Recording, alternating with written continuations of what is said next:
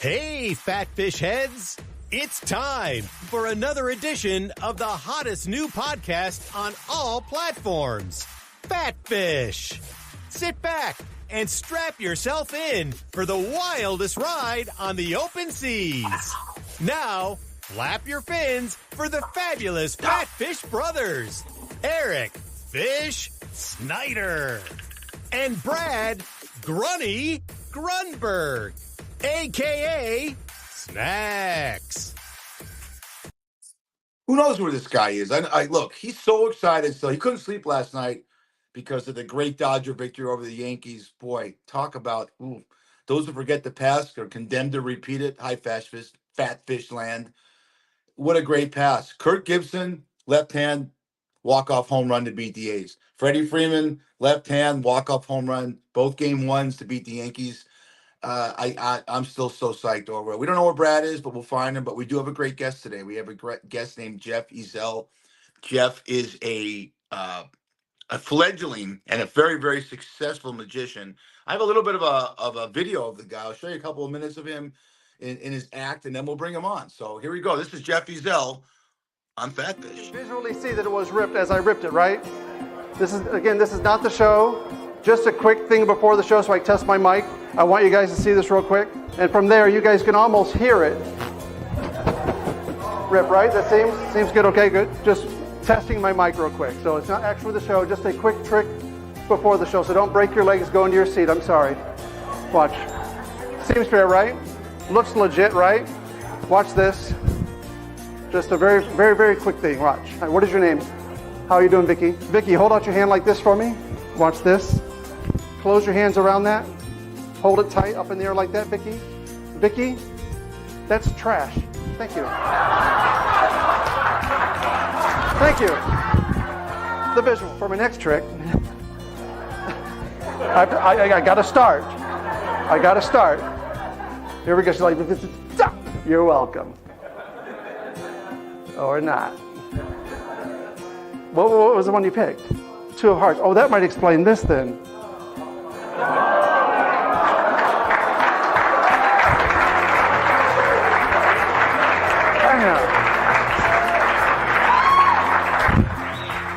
You're one heck of a card mixer, there's no doubt about that. I'll help you out. A little bigger fan, a little bigger mix, a little bigger shuffle, a little bigger blend. I'm going to take this silk, and my goal is to make it vanish from the stage and appear inside the box. Mike just verified it's empty. You guys can see it inside that, right?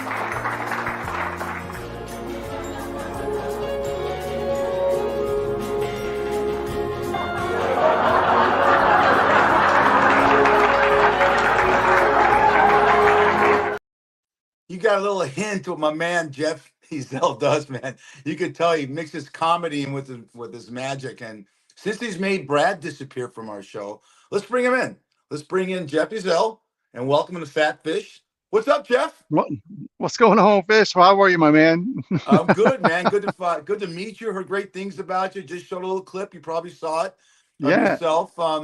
Talk about Thank you. magic, because I'm so intrigued with magic.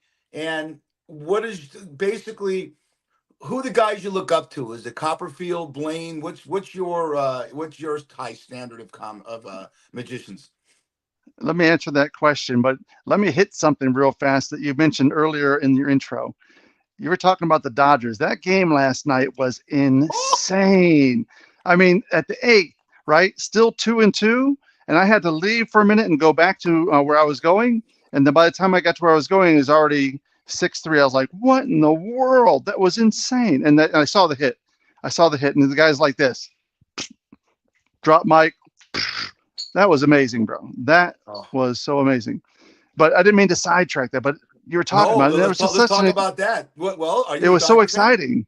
Are you a Dodger I'm a fan? I'm a fan of sports in general. I live in California, right? So, but I'm born and raised in Michigan. So I'm a couple fans, Detroit fan, and I'm a LA fan and Orange County fan. So I have them all in a sense, right? I don't follow them like very hard, but when they're in these finals, you can't help but just get engulfed in it. You can't, because it's so exciting. Last night's game is a total example of that. 100%. That was Yeah. nuts. I'll watch it, man. It was so good. It was You might insanely be, good. excuse me, Jeff, you might be too young, but I'm going back to 88. I'm thinking of the symmetry of when Kurt Gibson hit a walk-off. I talked about that in the intro. And the same thing. I mean, they both have ankle injuries. Kurt Gibson's a Yeah, little bit more dramatic. But here's, to me, what makes it great is that now it's on. It's Dodgers Yankees. The networks love this. You know they love it. And I'll tell you what, it only means something. I tell all the people, relax, that are Dodger fans, my son. It only means something if the Dodgers win the World Series. If Kirk Gibson hits that ball yes, 40 years ago and they lose the World Series, no yes, one cares. So right.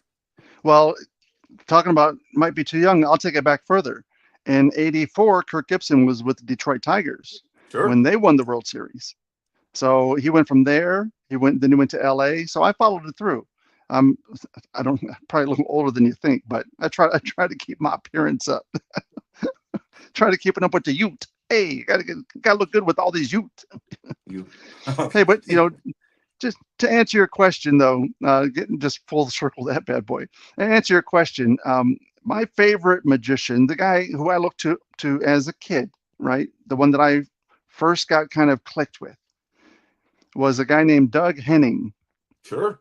Now, a lot of people, the younger crowd, they have no idea who Doug Henning is, right? I mean, the younger magicians they might know, but just people in general, they might not know.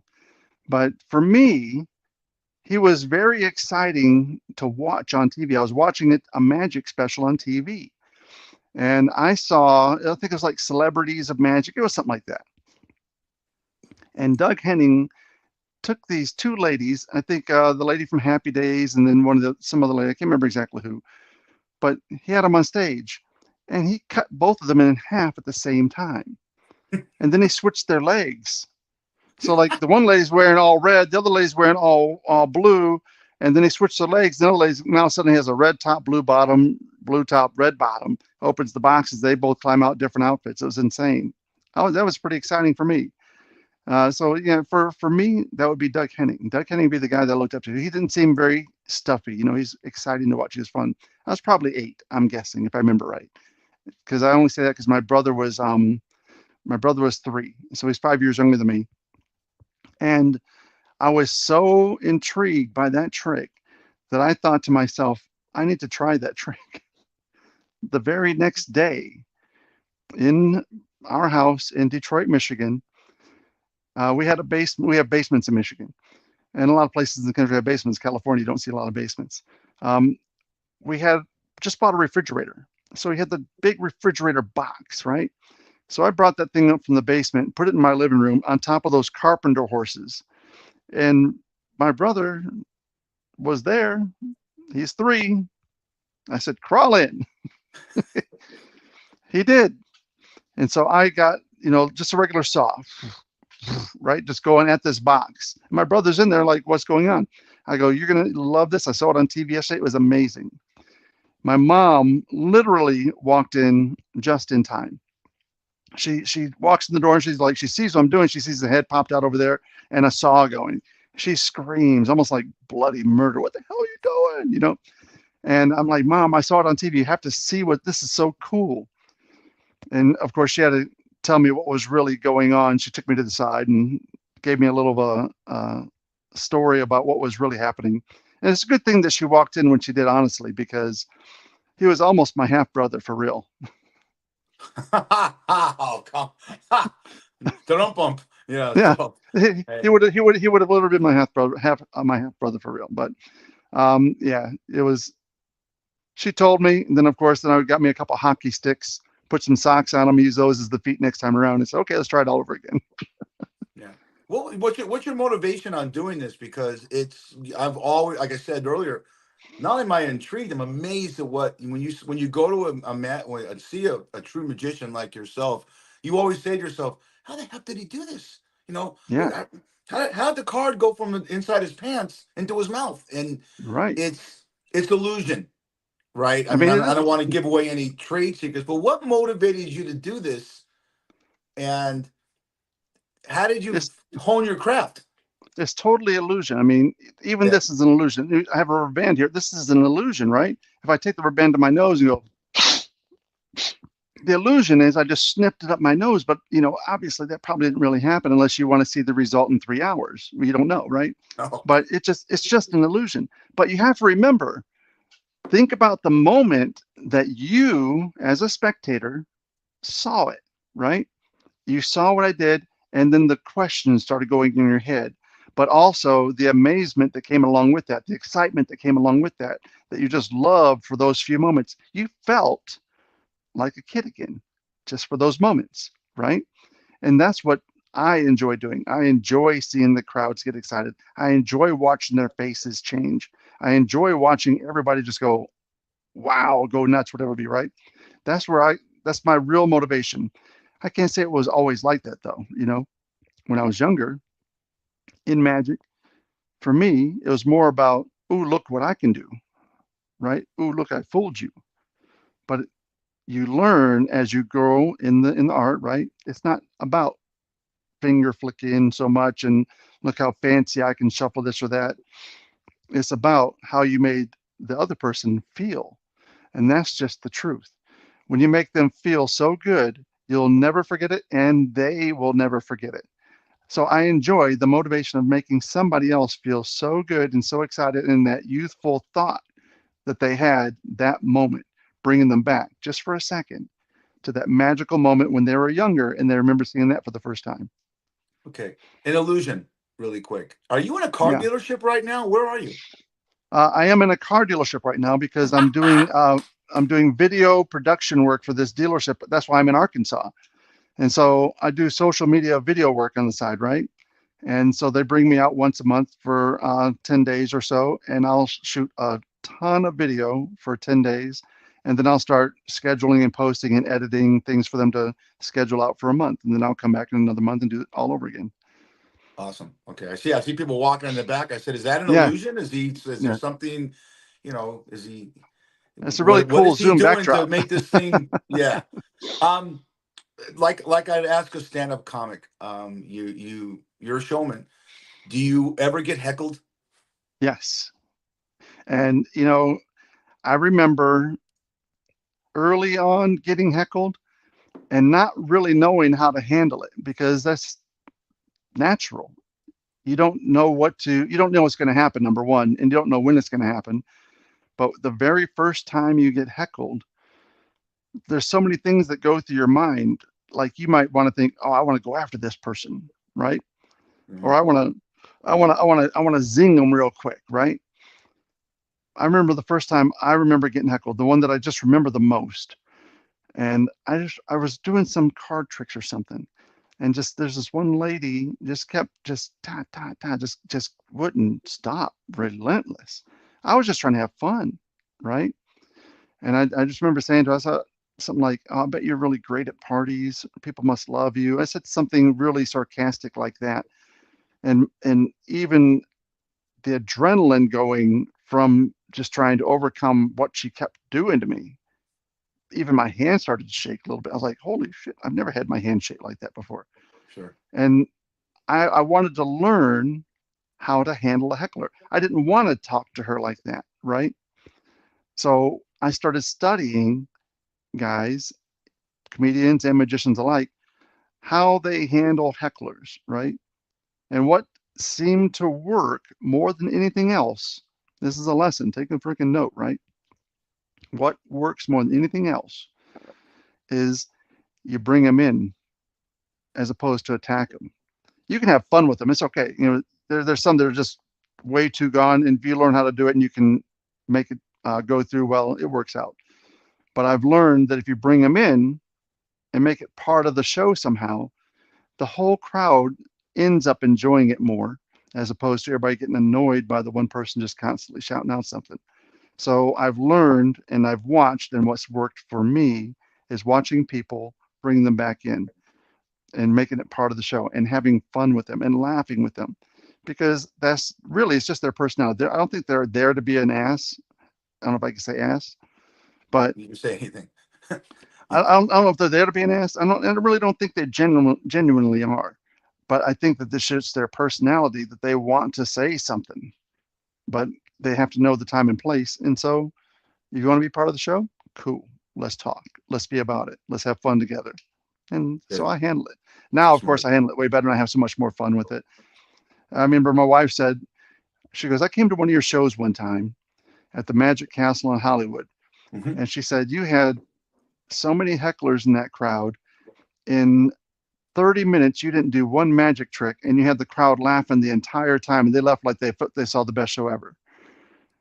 I remember that show. She goes, one lady actually got up, left, and came back. And then I asked her, I'm like, where the hell did you go? She goes, I had to go throw up, but I didn't want to miss the rest of the show because she was drunk.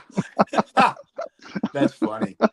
All right, Fat So, Fishers, that is Jeff Ezell. We are the Fat Fish Podcast. You can catch us live on Facebook, YouTube, DBTV, Roku TV, and all our listeners on podbean.com. That gets every outlet. You want to listen to us?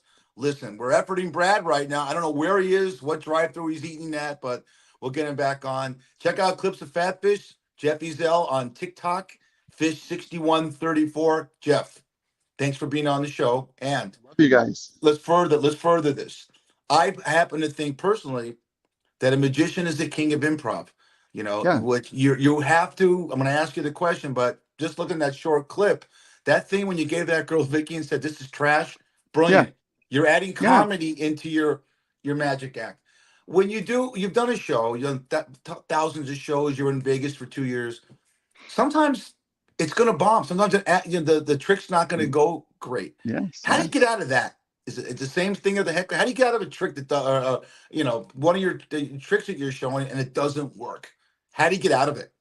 It depends on the trick. That's the real answer. But the better explanation is this. Often the audience doesn't know what went wrong or if something went wrong at all. The reality. Here's an example. Say I needed you to pick a specific card to make this trick work in the finale, right? And you did not pick the card I needed you to pick. I could do one of two things. I could freeze, or I can just continue on and do something different, like nothing different ever happened. If they don't know anyway, and you handle it like that, they're not going to know. Only you knew that something didn't go right. So you just move on. You do a different trick. You just carry on with something different. So if I needed you to do a particular card for a particular trick and you didn't pick it, I just did something different. I just moved on with what you had and I had fun with it. And then eventually I'll work my way back to that other one. Awesome, awesome. You Are just got you to flow. currently touring right now? You really have to flow with it. You have to have a good flow. You know what I mean? You got to flow with it. So you asked if I'm touring right now. No, I'm not necessarily touring. I'm doing a lot of. This is the holiday season, which is great. We're doing a lot of corporate shows and private parties. I just did another trade show in Vegas. It was 14th and 15th of this month, and then I left from there and immediately came here.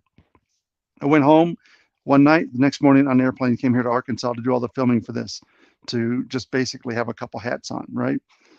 Besides that, on cruise ships, having a great time working on cruise ships as well. And those are just so much fun. Cruise ship magic is incredible. Doing the whole stage, you have 1,100 people in the crowd just screaming your name and clapping for you. So it's a blast. Oh, for cruise ship, yeah, I can imagine. And I'm Yeah, watching a show right now on Hulu called Doctor Odyssey. It's with Don Johnson, right?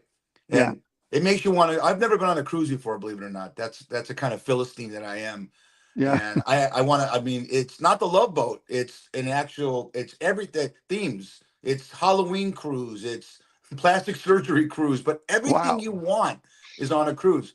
So if you're Yes. doing magic on a cruise, you get your own room. Do you get carte blanche as far as anything you want to eat and all that stuff, or they give you per I diem? I have to say it's pretty cool because they basically, people have asked me this. I go, how does it work? I'm like, well, they pay for me to go there. They fly me in. I get my own room. Right. I work 2 nights during the week. On those 2 nights, I'll do either 2 shows or 3 shows, depending on the amount of people on the ship. And each out of those 2 nights, one night the show is one show, and the second night the show is a different show. So on a 7-day cruise, as an example, you are doing the 2 shows, and after that, you're a passenger. You go eat with everybody, enjoy with everybody, go do whatever you want. And Wow. they also give me a card where I can go to the bar if I want to have a glass of wine or something, and it's all included. So as they always say, as long as you don't go crazy, right? And I don't.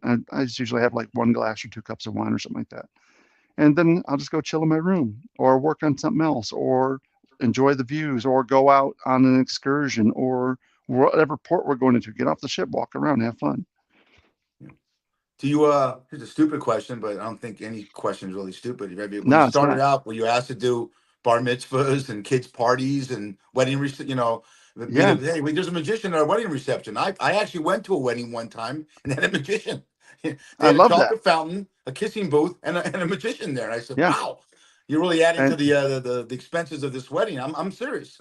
yeah, So I mean, and I actually do that. I still do that because I think they're fun. good. They're fun, and especially if I'm home anyway, and I wasn't planning on doing something on those days. Sure, I'll absolutely do it. For me, it keeps me sharp, keeps me in the mix as well, because you never know who you're going to meet. That's a big deal. You don't know who you're going to meet at that wedding. That could lead to another big gig, another corporate gig. Could lead to whatever. You never know. How So many you years look you at it. been? That's your business card. How many years you been doing this? Um, I've been performing at the Magic Castle over 25 years. I'm already a 25 plus year member there. Um, in all like professional style, I'd say close to 30 years. Amateurish as a kid from 12 to 15 to 18. Just me. You can count those because that's when you had your interest. But really, really working it, I have to say, since I was like 20, 21, 22. That's great. Um, so in those 25, 30 years, how many times do you change your act around and find new tricks to do or just you have a staple of ones that just work all the time? I imagine you get creative and mix it up a little bit, right? Yeah, yeah, yeah. And you really have to. Right. And the big deal with that is you have to know your audience. The tricks that you're going to do for a younger crowd aren't necessarily the same ones you want to do for an older crowd. Sometimes it all works out just fine, but it's not necessarily all. Like if when I say younger crowd, I mean like if you're going to go do uh, a young kid's birthday, right? And just because maybe you had a friend say, "Hey, will you come to my kid's party?" Sure, why not? Go over there, have some fun with it. But you're not going to do those tricks for that person. So you have to be very creative on how can you adapt your normal show to keep the kids entertained. It makes it easy. But over the years, my show has absolutely changed a lot over the years. It's just become tighter, more customer, I guess I would say customer focused, where I'm bringing people and using participants to help me out and have fun with me on the stage. And I always make a point to tell them, I said, I'm not that guy that's going to make you come up here and look foolish. I'm going to be the guy who comes up here and has fun with you, not make fun of you. So I promise you, once you leave here, you're going to feel very, very good about everything in the whole show. Right. I have a customer of mine. It said I said I'm gonna have a magician on. This guy's been doing it forever. He had a good question, and he said, "Ask Jeff Ezell, how do you get into this? Is there a school for this? I mean, yeah, there's got to be some way you school yourself to become a magician, correct?" Yeah, yeah, yeah, yeah. Well, as a kid, any school library had books on magic tricks. Any Wow. school library had these books, but my very first book I ever got was from my dad. I was 12 years old, and he bought me this magic trick book. And he bought it for me because I remember I was getting my tonsils out. And the older you get, they say it takes longer to heal with the tonsils. And I was 12, so they said at 12 that's actually older for tonsils. And he said, "What do you want?" He goes, "You want something to work on while you can't talk for a week, basically?" I said, "Yeah, get me a card trick book and a pack of cards." I go, "When this week is over, I'll have gone through the book, I'll find a trick I like, and then I'll learn it and I'll perform it for you guys." He said, "Deal." So he bought me this book and bought me a pack of cards. After a week, I went through the book, right? I found one or two that I really liked. I found one that I really liked, and I just studied it. And I said, "Okay, I'm going to make the thing really good looking." Week was over, family gathered around. I said, "Here I am." I brought the cards out and I did this trick for them. And it was that moment that I realized that I really liked magic because they started laughing, they started clapping, their faces all that with amazement. I love that. And I love the way it made me feel, but I also know it made them feel good. But the bad thing was this. I did the trick for them and they loved it. The bad thing was this. They said, do another one. I didn't learn another one. I learned that one trick. And so a big lesson I learned at that moment was you better have your pocket full of stuff if you're going to do some stuff for people, because if you don't, they're going to want another one. But they loved it. And that's I got into it because I started reading magic books. And I can say when I was a kid, the things that they said to do in those books were kind of weird. Like, oh, you have to wear this suit coat and you have to have these types of pockets. I'm like, what the hell? I'm a kid. I don't have all that. So I just made it work. I found stuff that didn't need suit coats and pockets and these things. I was like, okay, so those are things I learned at first. But then as technology and video production came about for learning magic, there were a lot of videos that bigger name magicians would basically do an act and then they would teach each part of their act bit by bit by bit. And you could look at these things and you can feel and understand what the book is really saying by watching what they're doing. Like, oh, that's what they meant when they said this. And you just kind of marry it all together. And that's how you learn it. That's how I kind of learn it. But majority of stuff, that was like my beginning. But after that, majority of stuff, I just kind of teach myself and I work on stuff and I have an idea and I just move it forward. Sure. Easy. And I guarantee a lot of what you do is when you get into it, when you see an audience, you automatically read the room, don't you? And say, okay, I know who Oh, I yeah. can go to. You can see someone that's really into you, and I could use them as a participant in one of the acts. You have to read the room, correct? Yes, big time, big time, big time. You know, the moment I'll step on, they'll introduce me and I'll step out into the stage. And here's a good example is the parlor at the Magic Castle. It's called the Parlor of Prestidigitation. And that's one of my favorite rooms to perform at the castle. It's raked seating. And so I want to say it seats about 60 plus people. I don't know the exact number, but somewhere in that range, right? And it looks like I'm performing inside of I don't know, a chimney, but it's a giant chimney. But you know, it just looks very nice. It's a nice setup. But the very first thing I'll do is I'll just go out to the crowd and I'll just toss somebody a pack of cards and say, you just start shuffling those. I'm going to come back to you in a few minutes.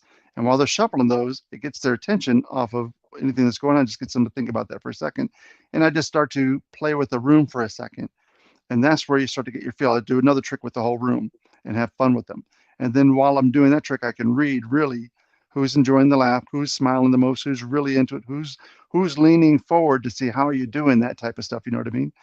And that's kind of how I do my read, and I kind of feel it. I'm like, okay, these people I can have fun with. Those people just want to watch it. Those people like, don't bother me. We're having drinks. Bye. Yeah, the exhilaration on your face, like when you're a comic and you see everyone laugh at your jokes and you get that rush. The Yeah, exhilaration on your face when you see someone have this, how yeah, the F did he do that? How the fuck did he do this? You know, yeah, it's got to be a rush that's incredible. I want to change gears a little bit. yeah, Look, talking about you, and this is makes you a hero to me. You're a cancer survivor. yeah, Can you talk about the cancer you had and your battles with that? Because that's the greatest act that you pulled so far. yeah. It is. No doubt about that. And that's no illusion. I promise you there. No, it isn't. It, the craziest is this. It's I went to get my colonoscopy when I was 50, just turned 50, right? And I didn't feel like I had any issues. I was just going along in life. I went to get my colonoscopy. I actually had some pains like down in the torso area, right? I didn't think anything about it because I just figured it was my hernia. I was like, it's a hernia, no big deal. I'll get that taken care of. It'll be fine. But as soon as they finished with my colonoscopy, I came out of there and they said, you're not leaving the hospital. You need emergency surgery. You have colon cancer. And we all, what? And they said they had to take out 12 inches of my colon at that moment. And so I go through that part and go to see my oncologist at the time to see how everything was. And he's like, oh, everything should be fine. Do I need any more treatment? He said, nah, we're good. I said, okay. I'm not a doctor. I don't know. So I go with it. 1 year, almost exactly, down the road. I still get my blood work every 3 months to make sure numbers are looking good. But 1 year down the road, almost exactly, the blood just kind of shot. Something shot up that wasn't the way it should be. And I saw it, and I didn't know what it was, but I knew it wasn't right because the unfortunate part about being a cancer patient, or any patient, I guess, is you start to know how to read all the stuff that they look at. And when I saw it go up, I was like, oh shit. So it turned out that because that hospital didn't give me treatment afterwards, like any um, radiation or any chemotherapy after the surgery to possibly get rid of anything else that could have been there, it spread to my liver.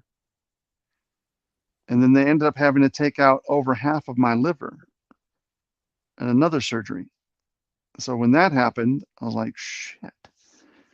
I said, I didn't know it was going to be like that, but cool. By that time, I had switched hospitals, and I started going to this place called Hoag in Newport Beach. And I met my oncologist there. He's a badass dude, 100%. And the reason I really enjoyed that guy is because he's also an entertainer. I didn't know that up front. But he's in a band, and he enjoys playing in a band. But when I found out, I said, you understand the entertainer's mindset. The entertainer's mindset is you like to be in front of people. You like to be on stage. I said, you have a job right now, and that's to get me back on stage, period. When that traveled to my liver, they told me I had an 8% survival rate. Let that sink in. Wow. Yeah. 8%. And if you don't shit your pants after hearing that, I don't know what you do, right? But I said, okay. He threw the kitchen sink at me. When I would go to the infusion center, I was in the chemo chair 12 hours easily because I'd arrive at 7 in the morning, and that's when they opened, and I was always the last one to leave after 7 at night because that's how much they just kept giving me. He said, if you want it, I'm going to give it to you. I said, give me everything because I have a full-on desire to live. I want to do stuff. I said, I have too much magical shit to do. I'm not done. So I said, we're going to do whatever it takes. And we did. And so we did all that chemo. And then we did the surgery because he had to shrink some of that stuff before he did the surgery. And so we did all the chemo, did the surgery, and cool, got you. And then we did a little bit more of the chemo, I think, after the surgery. I don't remember how much more, but there was some more involved, but not that much. With your liver, though, it's kind of cool because it grows back for the most part. That's the only organ you have that kind of grows back. A year later, it went to my right lung. And so we had another surgery. We took out part of my lung. This is a travel. I said, this thing really wants to go. This is magic on its own. It wants to take its own little tour around my body and have fun with us. Cool. I said, I keep finding you, though, you little fucker, and I'm going to get you. Right? That's how I felt. So I said, no problem. And the doctors would be like, why do you want to know your results? Why are you excited to see your results? I go, because if we find something, I'm excited because we're going to go get it. I go, and if we don't find something, I'm excited because we didn't find something. Cool, right? I said, but I'm more excited when we do find something because I know that we found it early enough and we can go attack it. So they took out part of the right lung.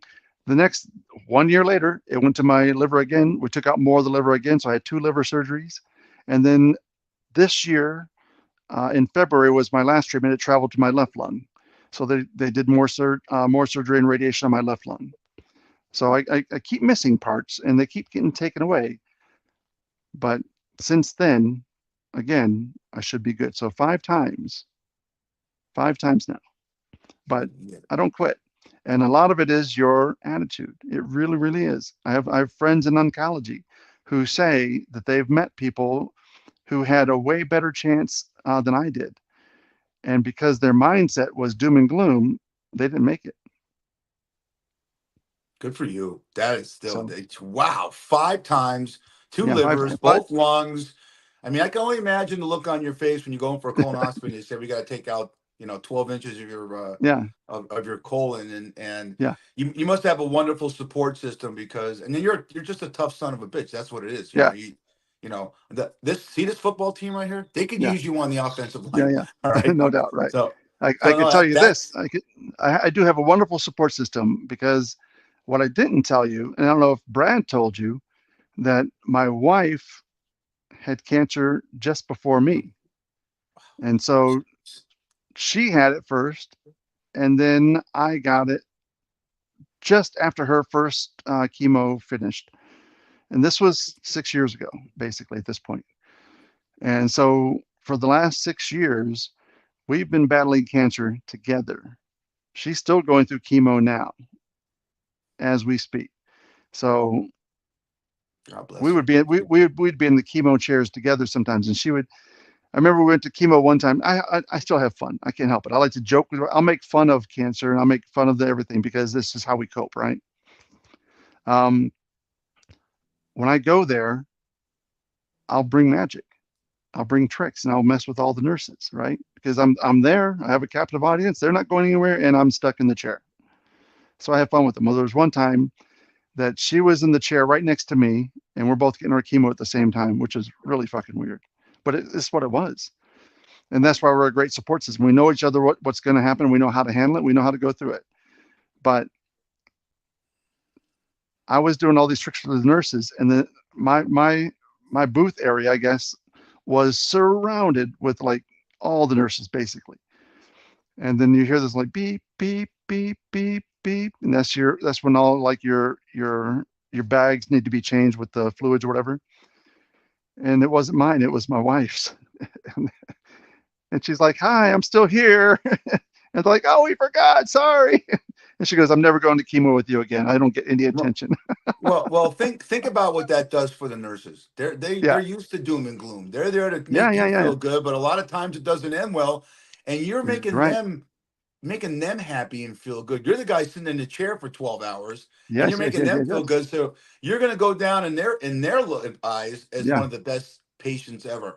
Before we get, this is Jeffy Zelfa, Fat Fish Podcast. Brad, technical difficulties, couldn't get him in today, but in homage to Brad, I've got two tricks left for Mr. Jeff Ezell. Now we're going to find out after we do this where we can find you. If you have a website, and we'll shout that out. This is Brad Grunberg in the morning. Okay, look at that. This It's my exactly. boy. That's your boy. See the dog's face? That's not I happy. love that. Yeah, Yeah. because if he turns around, that morning breath would really hurt Annie. That's his love of Yeah. his life. But that's Yeah. Brad in the morning, Poor right? Annie. Yeah. Yeah. This is your next act. Okay, we need to take Brad. We're always still going to fix him. We need you to change Brad, put him in a box like you do, saw him in half, and then make him come back looking like that. Can Oh we do my that, God. Jeff? Oh my God. You, I'm dead. No. you're dead. You're dead. You're close. I think we got a better chance of doing this. There's Yeah. Brad, right? Yeah. And then Yeah. you make him into this guy. Yeah. Yeah. It's always good to laugh. Okay, Oh, one I love more. that. This is Yeah. this is the second thing I need you to do, Yes. because Yes. just meeting you and listening to your story is enlightening. I'm a huge football fan, huge sports fan. I can tell you are by your Dodgers. Is there any way you could magically make these guys win a game? I It's mean, on been brutal this purpose. season. They have a Is rough there? season. I mean, Vegas is Raider Nation is right. It's just what it is right now. So, I mean, It's they got it's. they just got to keep pushing. That's all they can do. It's kind of it reminds me of the Detroit Lions. Unfortunately, Well, they've the never Lions are been the playing winning. well now. The Lions are doing actually good. But are you a Lions But look fan? how many years it's taken. Oh, yeah, My entire life, it hasn't been good. right. I think Now it's finally getting there.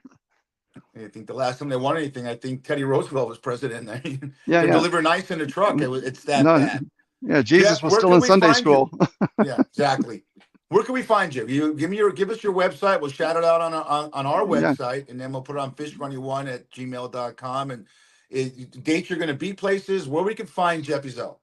yeah. Cool. JeffyZell.com is my website, and then if you look on Instagram, that'll be Jeffy Zell Magician, and on YouTube it's the Everyday Magic Man.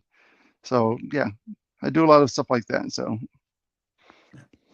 I wish Brad could have been here for this. I know he wants to. He'll chime in later, but I can't tell you what a pleasure it is to meet you, talk to you, and talk about a guy that makes other people happy with his act, and he's sitting in a chair.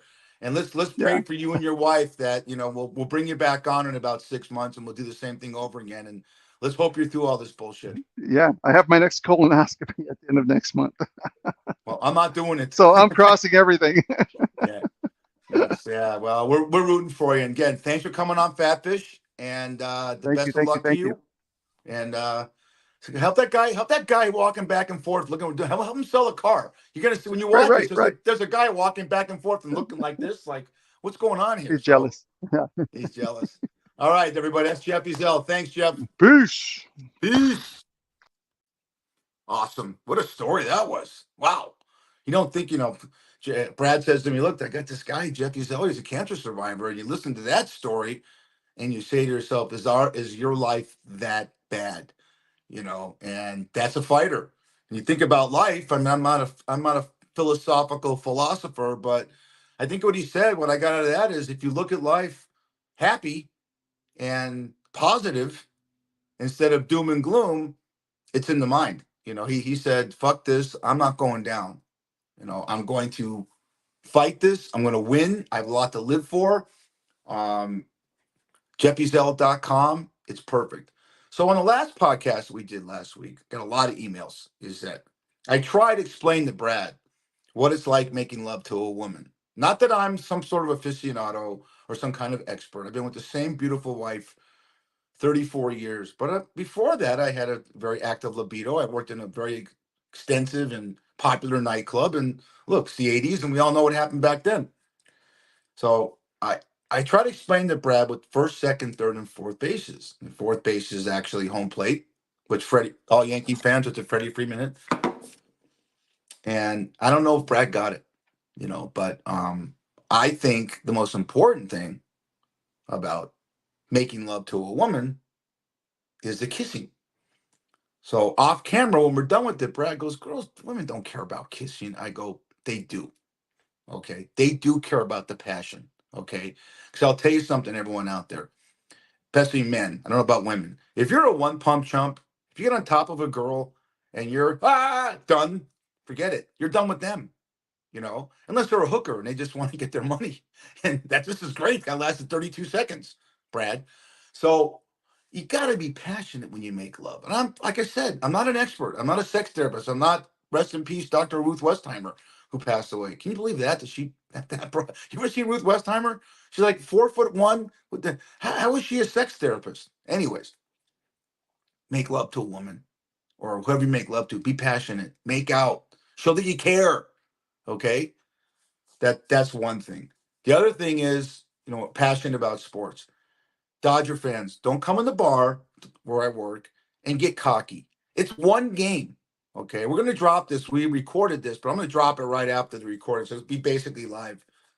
And it's one game. And like I told Jeff earlier, if the Dodgers lose the World Series, no one gives a shit about Freddie Freeman's home run except the exhilaration that happened at the moment. The Dodgers have to win the World Series. The Yankees aren't going down lightly. As a matter of fact, even though I'm a Dodger fan, I picked the Yankees to win in 7. Okay, there you go, Dodger Nation. Everyone watching this, what the fuck, Fish? What are you, Eric, my friend? What are you doing? Hey, you never bet with your heart, you bet with your head. So I like the Dodgers' chances, obviously, after game 1, but let's see how the Yankees respond Saturday night. Great day for LA yesterday. What was it? USC beat the shit out of Rutgers, 45-22. The Lakers are 2-0. They beat the Phoenix Suns, good, and then look what happened with the Dodgers, though. So LA had a really good day sports-wise. Huge weekend in Vegas. Boise State played UNLV. Great game in Allegiant, the biggest crowd ever to watch a UNLV football game, over 43,000. Great game. UNLV fought, lost 29-24, but the Knights won 6-4 over the Senators. Then we got the Raiders tomorrow against the Kansas City Chiefs. So it's tough. This might be. I always think the Raiders are going to win every game, and I've missed one game, one in the last 35 years. I didn't watch them on TV or gone to them. Okay, I've missed one. I moved my dad's funeral around the Raider game. Okay. I've moved events around a Raider game. Okay. I miss going to a party, an elite party with a lot of Hollywood people because I had to watch the fucking Patriots and the Raiders in the playoffs with the tuck rule and the Raiders lost. And then my wife's calling me, come on, come to the party. I said, I'm not going to the party. I'm miserable. You know, a lot of connections, could be a lot for me back then. Didn't go. My life is enamored with football. Look at my background here. I can go around and show my man cave. Over my right shoulder is obviously Welcome to Oakland. Man cave on top of the windowsill there. There's a Fred Bolitnikoff tribute next to that. There's a big Raider flag. I've got Raiders, everything. Look at this, Raiders, Stabler. I mean, everything I have is Raiders everywhere. I got the little figurines they used to get. I love football. It's my favorite sport, by far. And the Raiders have been a big part of my life. And I think what it teaches you when you have a team as bad as the Raiders have been, 30 out of the last 35 years have been non-winning seasons. It's important. It teaches you humility, teaches you how to be humble. Okay. You're not a fair weather fan. I still watch and I still cringe and I still, Jesus Christ, the game's over at halftime. And I still, even today, knowing we're playing the tough Kansas City Chiefs tomorrow, I'm still saying to myself, the Raiders have a chance to win. Okay. That's the idiocy in my brain. Can the Raiders win? Yeah, it's any given Sunday. Will they win? I hope. But that's what a real fan is. I can't stand. One thing I can't fucking stand, excuse my language, is fair weather fans. People that love a team when they're winning, and when they're not, they just jump the bandwagon. No one loves Snoop Dogg more than the Fish Man. Snoop Dogg is great. Snoop Dogg was a huge Raider fan. I saw him in the LA Coliseum when the Raiders played in LA wearing Raider gear. Saw him up in Oakland when I went to the games wearing Raider gear. And all of a sudden, I see him at a Pittsburgh Steelers game a couple of weeks ago on Monday night or Sunday Night Football, and he's all in Steeler gear. And someone asked him, "What's with the Steelers? You're a Raider fan." He goes, "Well, man, when the Raiders started losing, I became a Steeler fan." Doesn't work. I still love you, Snoop Dogg. Still love what you stand for. Still love your music. I still love the philanthropy you do. But you gotta never quit your team. If you quit your team, you're quitting. It's like you're a quitter in life. I'm sorry. I know you can't make that correlation, but I do. So I love my Raiders. I love my family. My day to day is perfect. I get done with this podcast, right? And I'm going to work out. I got a bike over here over my shoulder. I'll get on a bike. I'll watch a little college football. Then my granddaughter comes over. And big deal, Fisher. I love it. I love being a grandfather. She's 2.5 years old. And when they look at you and they say, Poppy, want to play with the Play-Doh? I don't know what it does to me. Look, I have a mind of a 12-year-old, but when a little 2.5-year-old says play Play-Doh, I go back to when I was 5 years old. And we play with a sandbox out. I have a sandbox. I got it back in the backyard. Watching the look in a little kid's eyes when you try and teach them something. Right now, my wife's at the store. I'm going to carve pumpkins too. I love looking at a kid's face when they're doing something new. That look of learning. I wish more people had it. Before we get out of here, again, we are Fatfish. We are on Facebook, YouTube TV. We are on Roku, DBTV. We're also on Podbean. Podbean is all our listening outlets. And you can catch clips of this on 6134 Fishes, 6134 on TikTok. Shout out. And then obviously, Shucks Tavern is a place I've been. I've been in this company 20 years between Montana Meat Company and Shucks. I'm on the tail end of the bar business. I got a few years left, maybe. What takes you out of it is usually health issues and my back. I have the back of a 90-year-old, but I love doing it.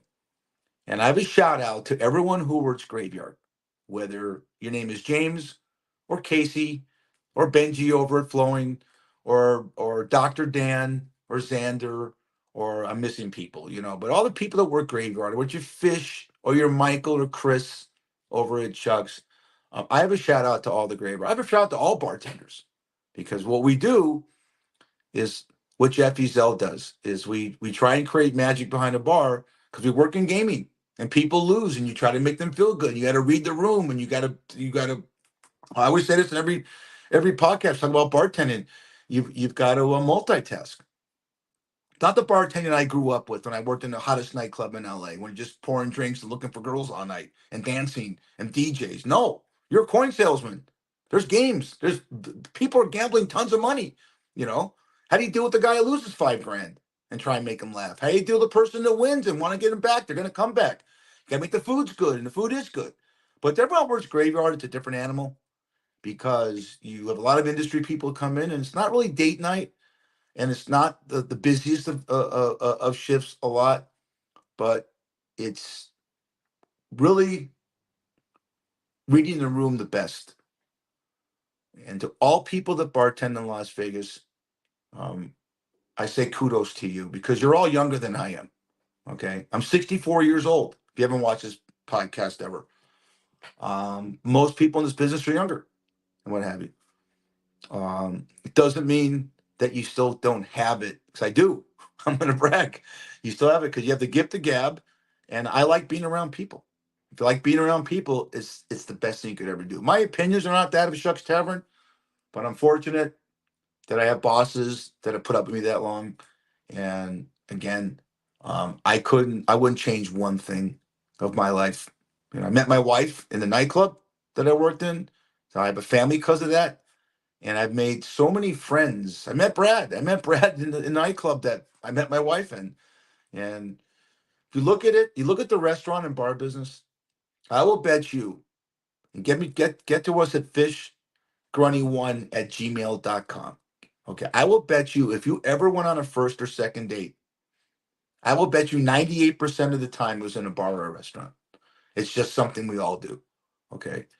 And it's been a wonderful, wonderful journey for me. And I'm going to continue that journey. So saying that, I wish everyone health and wealth. And again, I can't say before I go how proud I am of everybody. That's the Nick Pasquale Foundation. Okay, right there. We at Fat Fish, along with Molly's Challenge and rooting for Keith Berman and his health against pancreatic cancer. The Nick Pasquale Foundation is a foundation that raises money to give scholarships to underprivileged kids.